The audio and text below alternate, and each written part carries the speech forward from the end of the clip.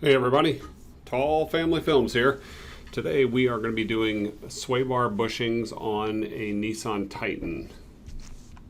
You'll find another video on my channel where I did one on an Acura, and that applies to most SUVs and trucks. This one's more specific to the Armada and the Titan. So I'm going to demonstrate this on the driver's side. Passenger side would be pretty much the same. Here is the bushing. It's this rubber piece in here.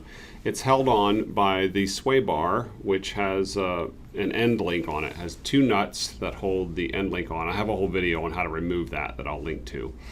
But you take the Swaybar end link off, and that allows the bar to have a little bit more freedom.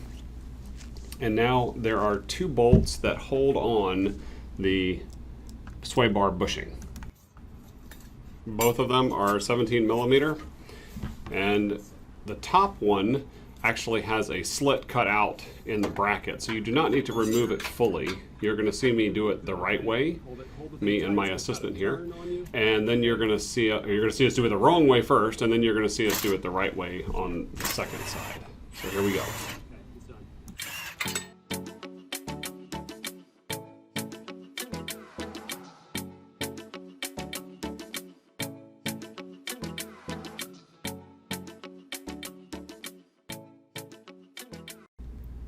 All right, so the bracket removes pretty easily. This particular Swaybar gives you very good access to the bushings so that you can just grab them and peel them off of the bar. That's not always the case.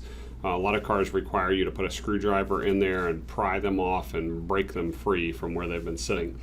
And then you do want to clean up the area that is, underneath the bushing, around the bar. Sand and grit and other road grime gets in there. So you want to make sure that's clean for the new bushing so that it doesn't cut into it and prematurely shorten its life. So the bushings that I use are by MOOG, and here's the part number. And you want to put grease on these bushings inside and out, anywhere that's going to touch metal. Okay, anything on the rubber that's going to touch metal, you want it covered with grease. So that includes the inside and the outside of the bushing. And again, because we have easy access, putting these on is very simple as well. We just simply press them and they go right onto the bar. Okay, so before you go putting the bracket back on this side, the Swaybar is built so that when one side is off, you can get to both bushings. So over here, I've gone ahead and removed the bottom bolt. And now I'm going to remove the top bolt, and we can actually replace both bushings by taking one end link off.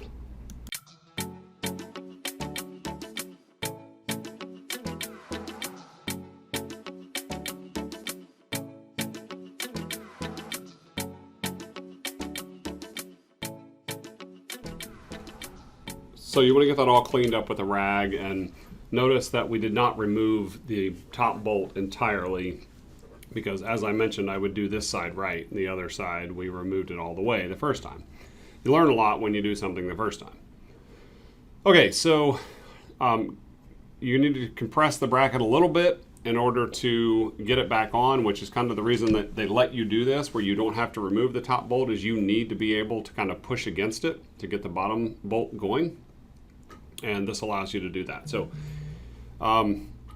there's no magic to this. You just tighten everything back down, and then you move back to the original side.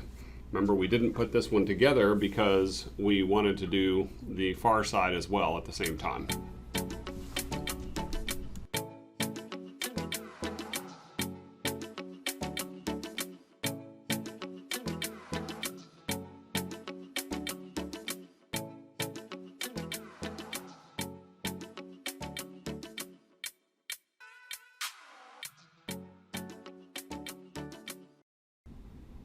And that's it.